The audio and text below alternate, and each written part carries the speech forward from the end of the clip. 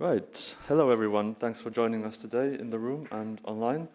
This week, we have the recommendations of the PEGA Committee of Inquiry on Spyware in the plenary. Will be voted tomorrow. And ahead of the vote, we have a chance to hear from the committee chair, Jeroen Lennars, and rapporteur, Sophie in 't Veld, on their views. So, without further ado, Jeroen, please. Well, thank you very much, and also from on my behalf, welcome to everybody who's joining us today. To be honest, we've had, of course, a press conference here in the run-up to the vote in the committee.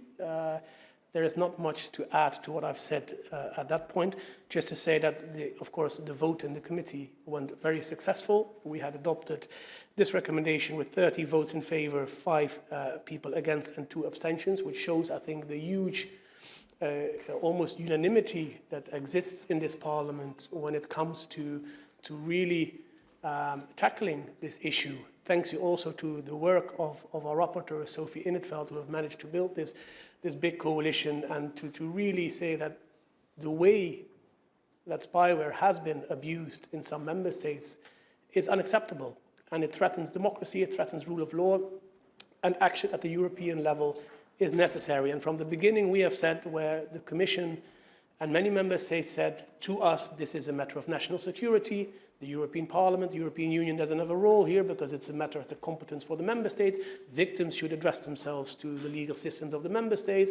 We have consistently, as a parliament, said this is not only about national security, surely it's part of it, but mainly for us, this is a matter of rule of law.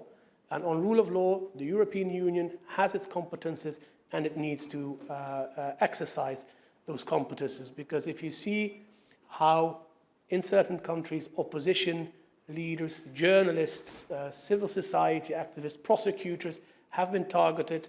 This is no longer anything about national security, it's about rule of law.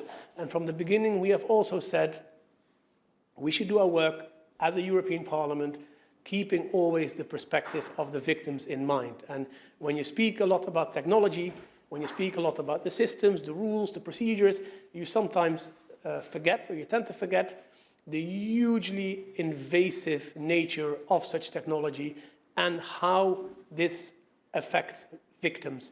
And to have your life taken over, because our life these days is fully in our mobile phones. And once they are in your phone, they can take over everything you do with your phone. If your personal life has been taken over, it is very, very threatening.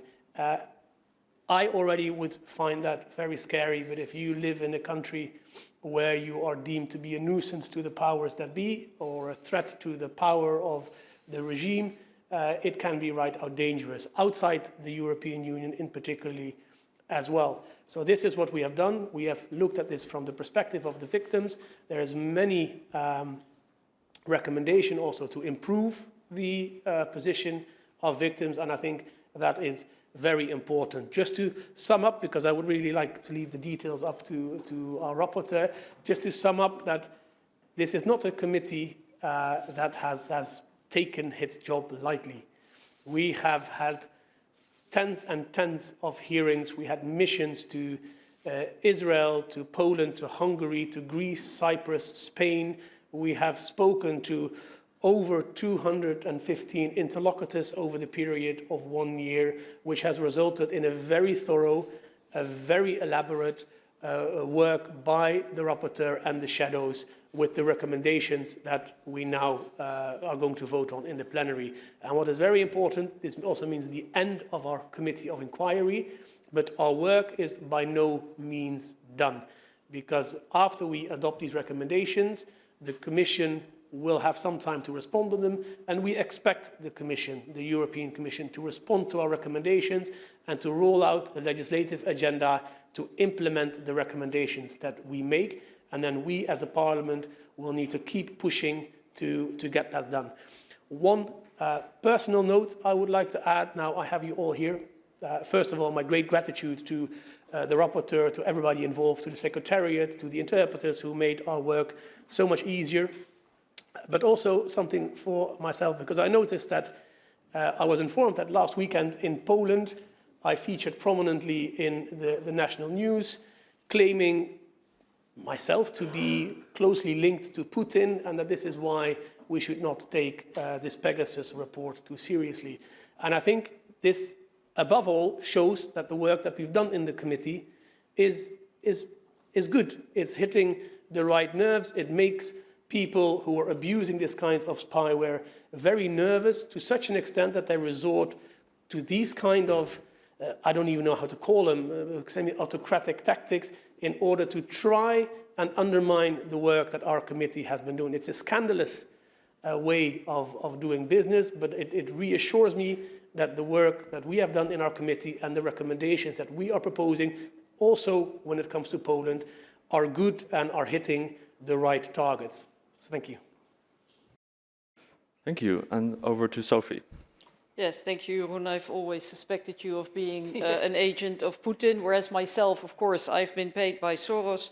So, you know, you have a great team in front of you. But as Jeroen said, the work of the committee has come to an end, but the work of the parliament and of all Democrats is only starting. What we are going to put on the table tomorrow, because I expect there to be a very solid majority tomorrow as well, and that means it's a very, very strong call from the European Parliament. And I know that once we have voted, that there will be a sigh of relief in the national capitals and national governments thinking, oh, finally, you know, they stopped their irritating investigations. No, we will continue to monitor, to ask questions, to peers, to dig, to put pressure on the governments, to give support to those journalists, lawyers, independent bodies, anybody who is investigating and bringing to light the practices of our governments.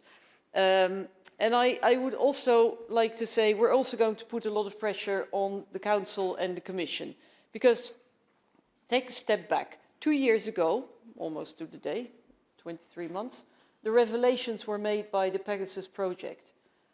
Not a single case has been brought to justice ever since. Not a single case.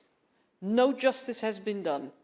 In no member state has there been full clarification of the situation. There's not been, okay, there have been a couple of, you know, fake inquiries, but there's never in any member state been a full inquiry with full disclosure, full shedding full light on what was going on. Not in a single member state. The European Commission has said throughout that it's taking this very seriously and it's waiting for the conclusions of the PEGA committee. Sorry, all the evidence is out there. And by the way, the report has already been adopted a month ago. What's keeping them? And what I find remarkable is this argument, yes, but this is not, you know, it's national competence and we shouldn't interfere, and the European Commission is asking questions politely of the government and then accepting the fact that for, you know, the government take months to answer or don't answer at all. I mean, it doesn't give you the feeling that the Commission feels this is a crisis of democracy and the rule of law. You know, they take this as a sort of a technocratic issue. If you see the crisis response when it comes to, I don't know, the banking crisis, war, the pandemic, energy crisis, inflation, you name it, then immediately, you know, the Commission is taking action, seeking the limits of its competences, or even going beyond saying crisis management, we have to tackle this. But the very core of what the European Union is about, and it's laid down in Article 2 of the treaties, ladies and gentlemen. Article 1 says, hello everybody, Article 2 is the heart of what the European Union is all about, and it's being violated. And spyware is just a tool in the toolkit of those who are violating Article 2. Now, if that is not a crisis of democracy, a crisis of values, and I don't know what is. And I think the reaction of the European Commission, I mean, I'm not even talking about the Council and the European Council, because they seem to be beyond hope, besides they're the perpetrators, but the European Commission should really up its game, should really feel the sense of urgency, and I want the Commission to respond in detail to our recommendations that we are going to vote tomorrow. And not 6 months from now, but on the double, preferably even before the summer break, because they need to take action. And to say, oh, but this is national security, and national security is a kind of blanket exemption to national governments to basically kill democracy, I don't accept that. If we accept that, then the European Union is dead. And maybe one final remark. If we are, on the one hand, giving wholehearted moral and material support to brave Ukrainians who are literally giving their lives for our European values, for our democracy, for our European Union, then why do we tolerate that democracy is being destroyed inside the European Union by our very own governments? I think it's unacceptable. We owe it to those who in the past and in the present are fighting literally for our values. And that is what we will continue to do, and the building blocks for that, I think, are the report and the recommendations, and we will continue to watch what's happening. We will continue to ask questions, and we will continue to work with those people who are out there, including investigative journalists, who are bringing to light these evil practices. Thank you. Thank you. Now we have some time for questions. If anyone online would like to ask a question, please raise your hand. And we go first to the room over there, please. Hello, everyone. I would like to ask if are there any mechanisms by which EU can control now on the process of their implementation, the implementation of the recommendations in each country? Well, there is a kind of practice whereby the European Commission reports back to the European Parliament how it's implementing. But clearly, we will be very proactively asking the European Commission, what have you done? We're calling, for example, for policy initiative, legislative initiatives, and we'll be asking the Commission, like, when? So yes, we will be monitoring very closely. But I also realize that there's massive resistance from the member states, massive, and the European Commission doesn't dare to go there. So it's going to require a fair amount of pressure from the European Parliament. And of course, the same goes for the recommendations to the member states. The Committee of Inquiry as such will cease to exist, but we have many other committees in this Parliament that have a clear interest. I mean, the rapporteur and myself were both members of the Liebe Committee, which is there to safeguard civil liberties of our citizens. I think what's happening with Pegasus in many cases has been a direct breach of the civil liberties of European citizens. So also in this committee, we will continue to monitor what's going on in certain member states and the way in which our recommendations are followed up. Thank you. Anyone else? Over there, please. Thank you, Eddie from Politico. In the Qatargate probe so far, there was suggestions from the prosecutor that some MEPs were placed on the PEGA committee by, I'm not going to name names because then that would make you less likely to respond, but by third countries. Have you seen any evidence of that? Were you ever suspicious of that during the course of the committee? That's question one. Question two, there was this facility for MEPs to check their phones for spyware, their own phones and electrical devices. Have you guys availed of that, and have you, do you know how many other MEPs have used that? Do you think MEPs are at risk of being spied on? Maybe especially because of this kind of work that you're doing. And sorry, third question, you talked about the massive resistance from member states, but how would you characterize the cooperation in general with governments that you've had over the course of your inquiry? Thanks. Well, to start with the last question, in most cases it's been very friendly and polite, but entirely meaningless, because even if we've met with them, we have never received any meaningful information from none of the governments, not a single one. With regard to making use of this service, yes, I have several times. I suppose many of us have, also staff. Not that I'm really terribly worried. I mean, I think if anyone were to monitor, for example, or to spy on Jeroen or myself, it would be fairly quickly discovered, and we could also probably very easily find out who's behind it, so it wouldn't be a very smart move. With regard to the suggestion that people may have been placed in the PEGA committee by Qatar, maybe not, or by Morocco, I don't know. The point is that when I put on the table the very first draft of my report, I quite deliberately hadn't involved other people, not because I was worried. I mean, I had no idea of Qatar and Morocco at the time, but I did feel that there were a lot of members in the committee and also amongst the, let's say, the leading people in the committee, not Jeroen, who were maybe not representing the interests of Qatar and Morocco, but of their own national governments. So I thought, okay, I'm going to put my first draft on the table, and from there on, if anybody wants to pick it apart, fine, but I wanted to be independent, and I'm glad I did so in hindsight. So I can safely say there's not been any undue interference, no attempts to interfere, and I think with regard to one of the shadows, she was actually removed before the actual work started. So, Ms. Kylie. Yeah, to add to this, I also, of course, made use of the facility to have my phone checked. I think many of us have done. I think at some point the IT department also scaled up the capacity to check phones because of the great interest in the service. We could get the exact numbers from the IT department because I don't have them with me.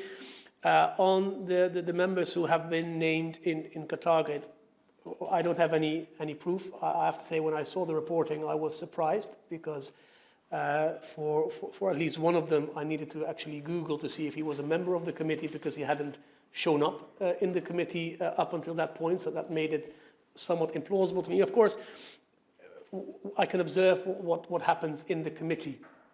Every political group, of course, will have preparatory meetings for the committee, and I have no indications to see whether there were maybe fora where they could use their influence or not. But we don't have any proof of such a situation. And as Sophie said, by the time the work on the report really started, those members were already removed from the committee. Also, what is important to know, I think, whether we were scared to be spied upon or not, 99% of the work of our committee was out in the open. We are a transparent committee. We are a transparent parliament. We don't have any secrets.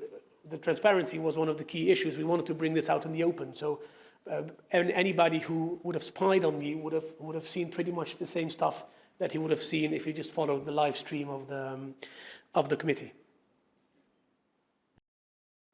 Thank you. Anyone else?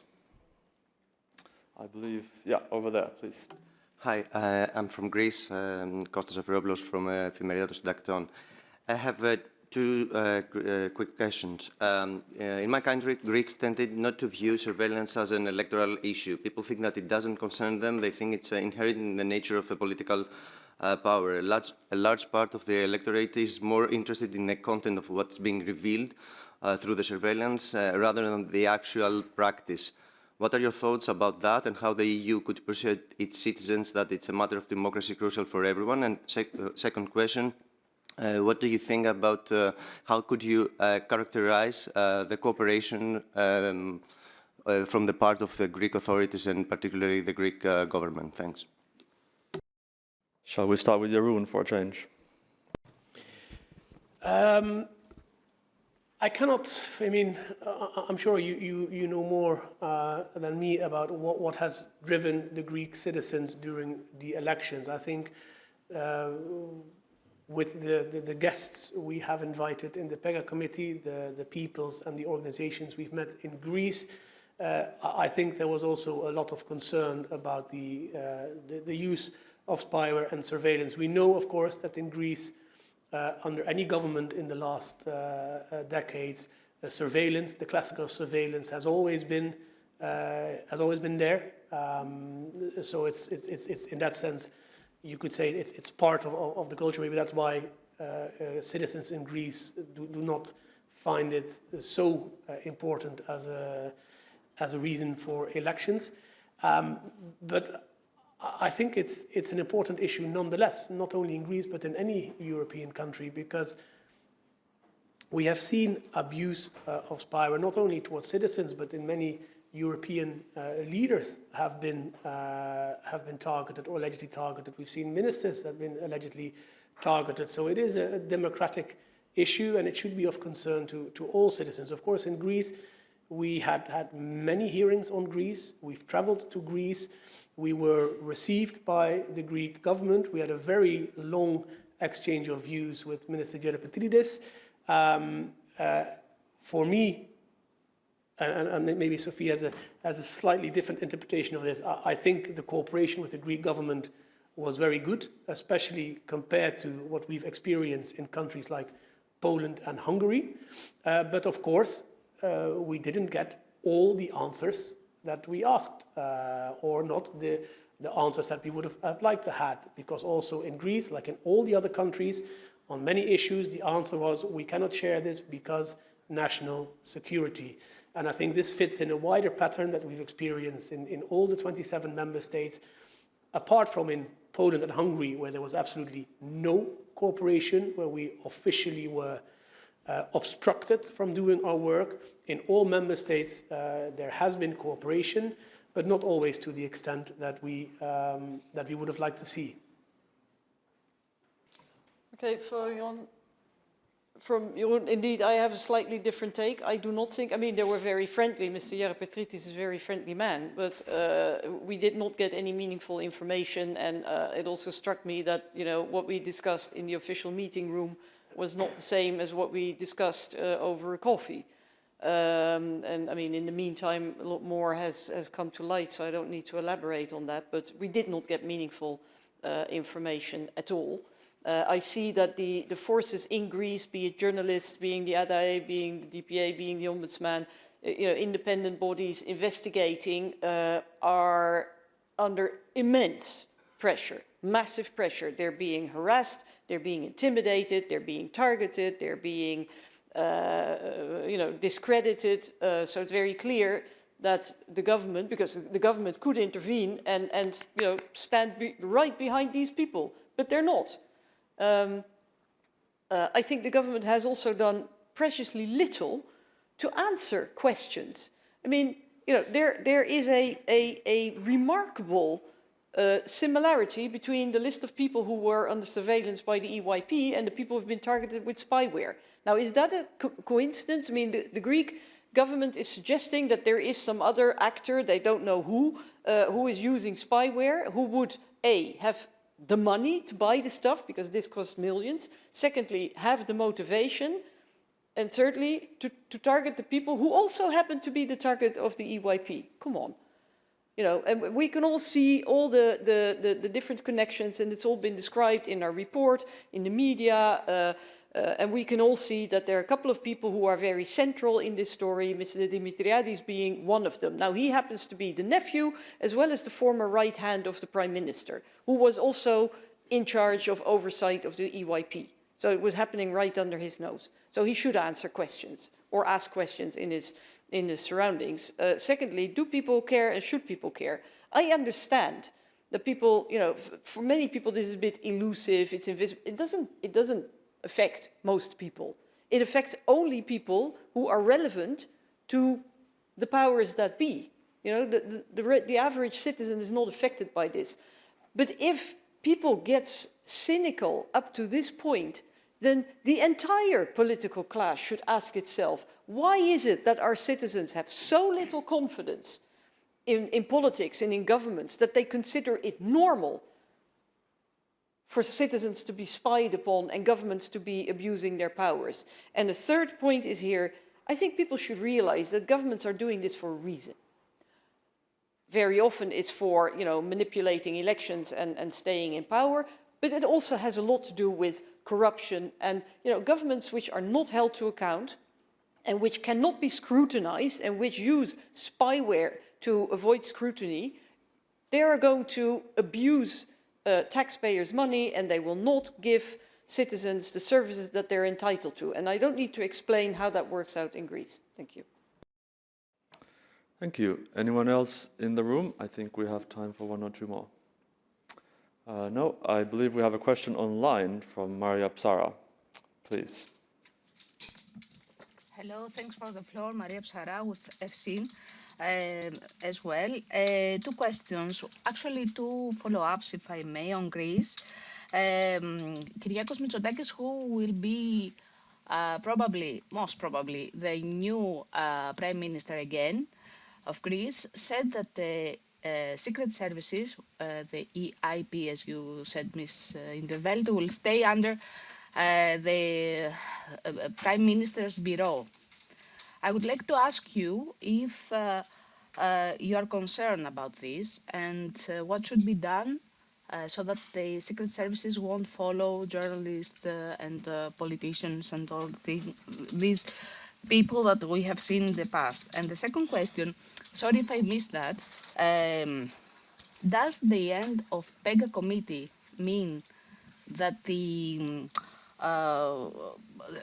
cases of spyware use in the member states will finish somehow? I mean, the interest of the European Parliament was that only, or will you follow back? Will you go again, for example, in Greece, to have some more specific answers by the Greek ministers? Thank you.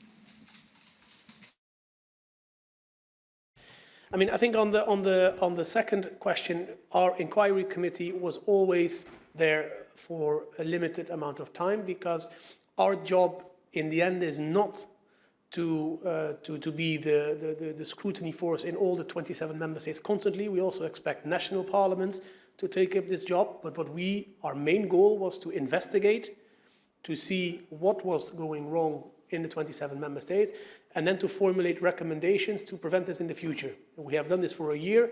Our recommendations are here, and now our main priority is to make sure that our recommendations are followed up. And like I said, we will make sure they are followed up through all the instruments we have at our disposal at the European Parliament, even when the PEGA committee ceases to exist.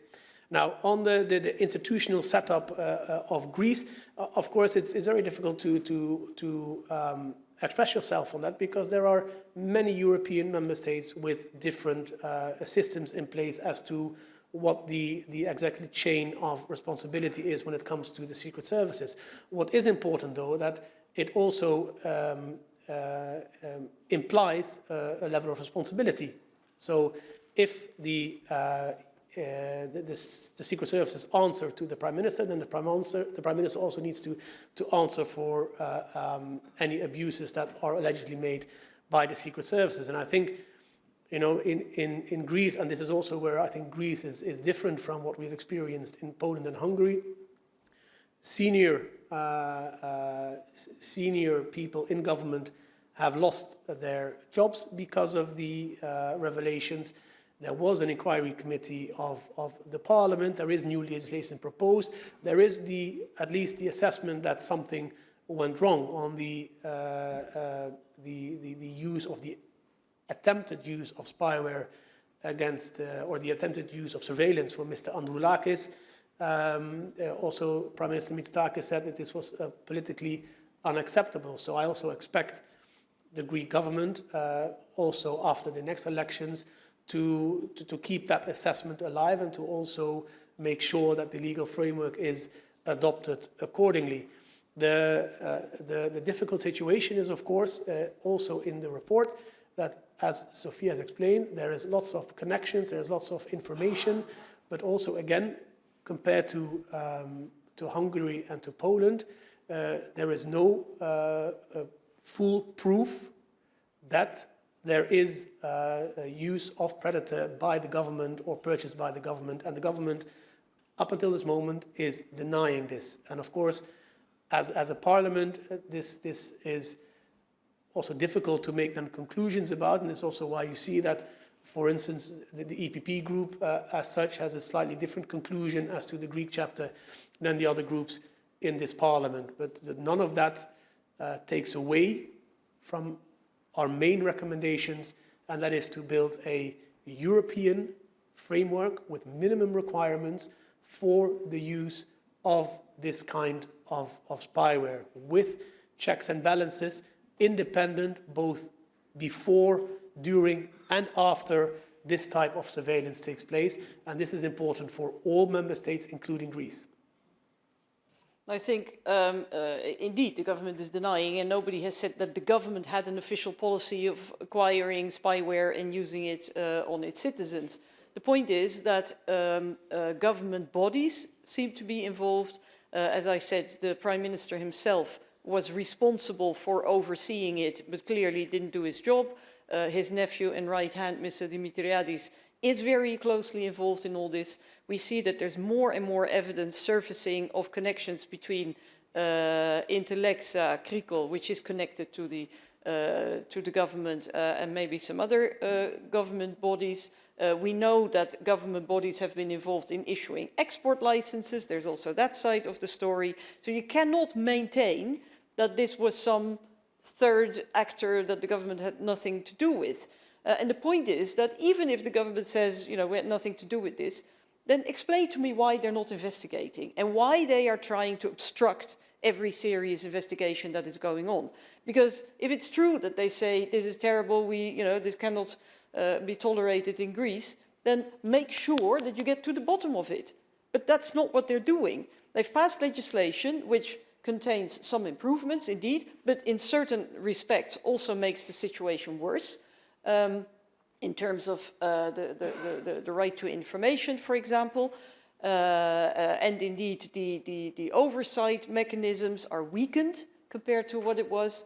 But if the government wants to be credible, it's not a matter of what structures you have, whether it should be in the office of the Prime Minister or not. That's not relevant. Wherever the task is, it should be exercised in a serious, credible manner. And that is not the case.